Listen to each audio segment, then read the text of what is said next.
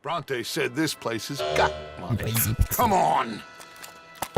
Ladies and gentlemen, this is a robbery. Behave.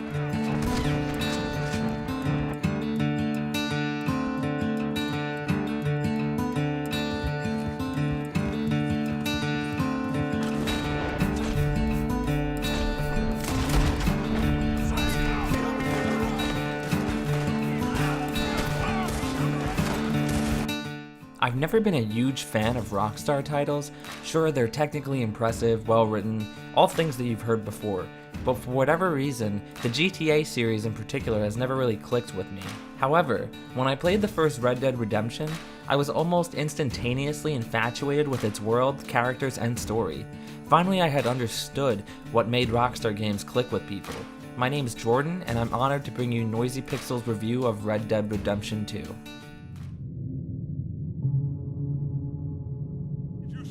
Red Dead Redemption 2 is a story of redemption yet again.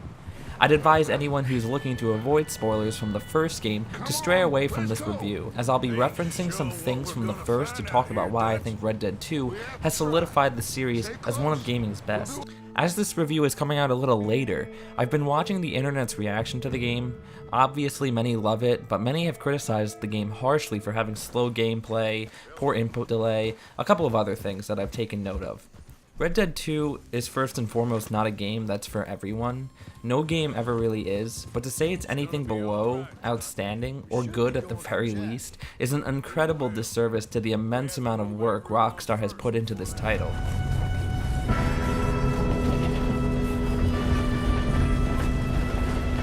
Here we go! You play Red Dead Redemption 2 as Arthur Morgan, a member of a gang led by Dutch van der Linde, the antagonist of Red Dead Redemption 1. As this is a prequel, we get to see exactly how the seemingly tight-knit group of outlaws falls apart, leading into the events headed by John Marston in the first game. What now? We get out of here. And quick. Any ideas? I know a big old house. The gang itself is the blood and bones of this story. While much of the cast initially steals the show, we begin to see Arthur Morgan shape into a character that's worth getting really invested in, one that even rivals John Marston himself. I'd say the story works best when most of the gang is involved. Seeing them work together as their personalities bounce off one another during some of the more intense missions makes for some of the best moments I've experienced in a game in quite a while. You also get to see these characters grow amongst each other in their camp. They'll sing around a campfire, gather for a game of poker, start conversations that are completely off the beaten path of the main story, and more. You can also contribute to the camp however you wish to do so, by giving money, food, medicine, and upgrading different parts of it to increase everybody's quality of life. Through masterfully told chapters, we see each gang member grow in different ways, their opinions fluctuating as their world crumbles around them, each of them holding motivations that make sense to the game's story. It's easy to see how things end the way they do, but heartbreaking in ways that I did not expect. I was apprehensive at first to hear that Red Dead Redemption 2 would be a prequel to the first game, but at the moment I saw the credits roll, I wouldn't have had it any other way. Colm O'Driscoll. That man can really hate. So can I, Arthur. So can I. We need to get moving. Away from here. Your horse also becomes an integral part to the game. Unlike the cars in GTA, there's something to be said about the relationship between man and animal. Although I guess you could say some people feel the same way about cars, but not me personally. While you can catch, buy, and sell horses, there's something really special about the ways in which Arthur develops a relationship with these animals. A relationship that few games have had before it. I can only compare it to something like Shadow of the Colossus. That's seriously the game I thought of when playing Red Dead 2. Speaking of which, traversing the vast open world in Red Dead 2 is epic to say the least. While I found myself focusing on the overall story of the game, fans who love exploring every nook and cranny of these types of open world titles should be excited to see everything that it has to offer. Rockstar has taken full advantage of the PS4 and Xbox One, delivering one of their most visually striking games to date. Intense lighting effects, character, environment, and animal design all play a fundamental role in bringing this time period to life. It's incredible to even look back on a game like Red Dead Redemption 1 and compare it to this game, as back then I thought the original title looked really good. Arthur's hair and beard will grow over time, he'll gain weight if you eat too much, or you'll be underweight if you don't. Those little details add a lot to his character, and add a sense of ownership over him as a person you can really direct in the chaotic world around you.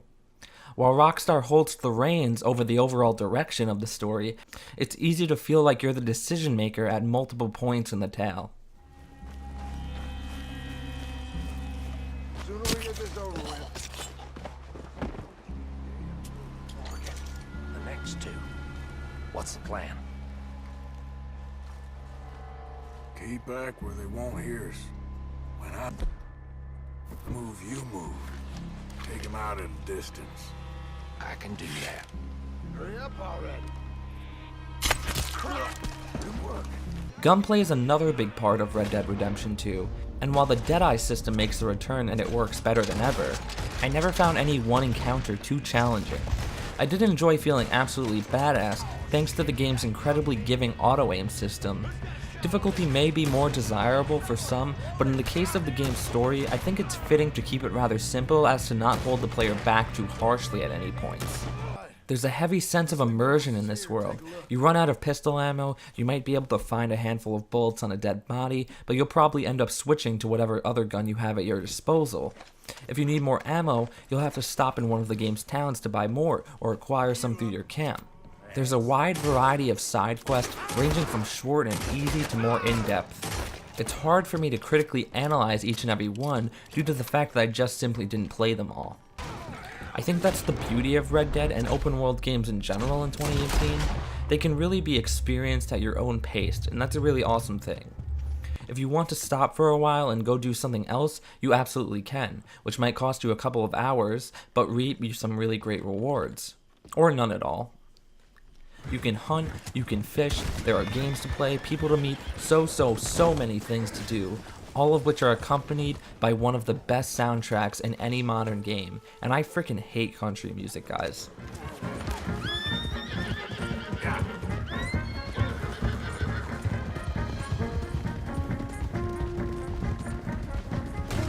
Coming after us! I can't shoot these men! We can! Cowards! Traitors! Man, please hold your fire! I could go on for hours about Red Dead Redemption 2, and it's likely a game I will look back on for many years to come, and with online coming sometime soon before the end of the year, I'll likely be going back to it again very soon. Some gamers may be caught up on Red Dead's reliance on realism, but with every design choice being so particular, so well executed, it's tough for me to criticize them, as I personally enjoyed every second of my time with Red Dead 2, and for that, I'm going to give this game a 10 out of 10. You can read my full written review over at noisypixel.net to find out more about why I fell in love with Red Dead Redemption 2. Let me know if you guys disagree or agree with me in the comments down below, and subscribe if you haven't already. Thank you so much for watching.